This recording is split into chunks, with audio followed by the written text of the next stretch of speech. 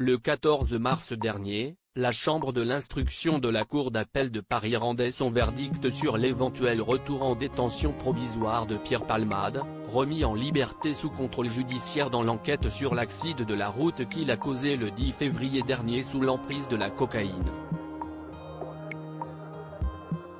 La Cour d'appel de Paris a décidé de laisser l'humoriste de 54 ans sous contrôle judiciaire, avec pour interdiction supplémentaire de quitter l'hôpital où il a été pris en charge. Une forme d'assignation à résidence mais sans bracelet électronique, ni policier devant sa chambre. Ce soir du 10 février, Pierre Palmade avait percuté une voiture dans laquelle se trouvait une famille, à savoir Yuxel, le conducteur, dont l'état de santé ne serait toujours pas rassurant, une femme enceinte qui a malheureusement perdu son bébé, ainsi que leur petit garçon de 6 ans nommé Devrim. Ce dernier, avec un corset au cou, et au sein du domicile de sa famille, vient de prendre la parole pour la première fois depuis l'accident dans un extrait vidéo dévoilé ce mardi 21 mars par BFM TV. Je me sens bien. Mon corset, il me gêne quand je dors. La maîtresse ne me laisse pas sortir pendant la récré. Elle a peur que je tombe ou qu'il m'arrive quelque chose. Elle laisse les autres camarades rentrer dans la classe et jouer avec moi.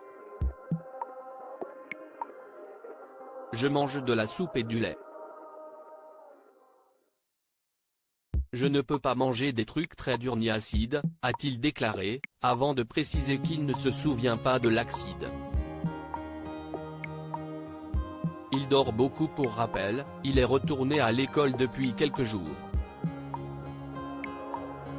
Il va tous les jours à l'école, le matin mais pas l'après-midi car ça le fatigue trop, a récemment révélé son cousin Omer Yacout à BFM TV, avant de préciser que les séquelles demeurent importantes pour celui qui avait été mis dans un coma artificiel juste après l'accident pour des blessures à la tête. Avant de finalement en sortir fin février, il a la mâchoire cassée, il a toute la partie gauche et droite de cassée. Il a un problème au cou, au cervical, du coup, il a un corset qui tient son cou et sa mâchoire. Pour l'instant il n'est plus comme avant. Du coup, il rentre chez lui pour prendre ses médicaments, on lui fait faire des exercices de kiné pour sa mâchoire et ses dents, mais la plupart du temps il est très fatigué. Il dort beaucoup, avait ensuite précisé son cousin.